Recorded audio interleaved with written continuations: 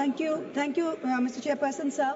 I would like to draw the attention of the House to a very serious issue regarding the Personal Data Protection Act 2023, and Section 44(3) of the DPDP Act overrides completely Section 81J of the RTI Act.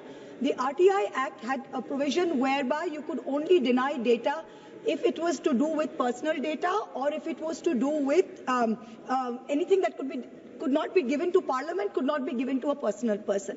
Now with the new DPDP Act, it is completely done away with these exemptions in the RTI Act, and the government can deny all data blanketly to anyone asking for data, asking accountability, as a result of which you will not be able to get data on willful loan defaulters, you will not be able to get data on anything that the government does not want you to get. This is completely undermining the RTI Act.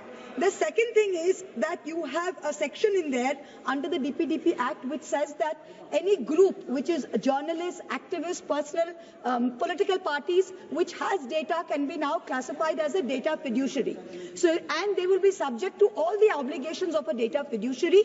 The Data Protection Board, which is completely made up by the government, has the power to impose fines of 250 crores, going up to 500 crores. Now, this will have a chilling effect on anyone seeking data.